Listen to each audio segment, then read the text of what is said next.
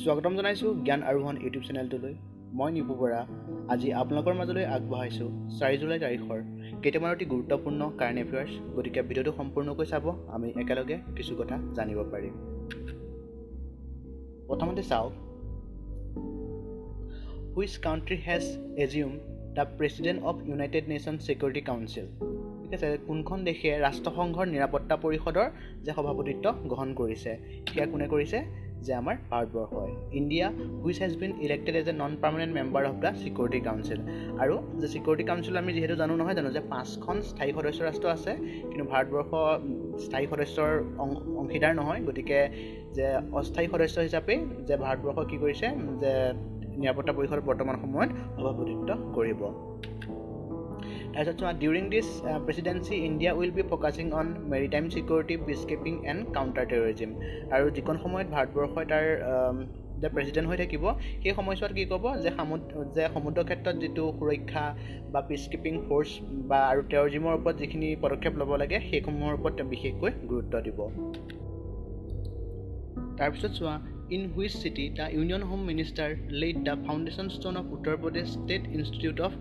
Forensic Science যে কোনখন চহৰত কেন্দ্ৰীয় গৃহমন্ত্ৰীয়ে উত্তৰ প্ৰদেশৰ ৰাজ্যিক ফৰেনচিক বিজ্ঞান প্ৰতিষ্ঠানৰ আধাৰশিলা স্থাপন কৰিছে সেয়া ক'ত কৰিছে যে লক্ষ্ণৌত কৰিছে ঠিক আছে the home minister said that about 200 crore would be spent আৰু তেওঁ কয় যে এই ক্ষেত্ৰত প্ৰায় যে 200 কোটিৰো অধিক মানে ব্যয় বহন কৰা হ'ব তাৰপিছত চোৱা which city has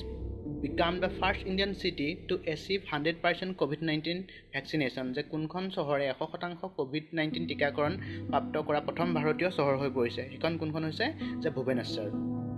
ঠিক আছে তাৰপৰা চোৱা আৰু এটা ভুৱনেশ্বৰৰ লগত ইয়াৰ চিফ মিনিষ্টাৰ কোন চোৱা যে চিফ মিনিষ্টাৰ অফ উৰিষ্যা কোন হৈছে যে নবীন পাটনায়ক গভৰ্ণৰ হৈছে গণেশী লাল আৰু ইয়াত থকা কিছুমান নেশ্যনেল পাৰ্ক বা ৱাইল্ড লাইফ চেংচুৰীৰ কথা তোমালোকে জানি থবা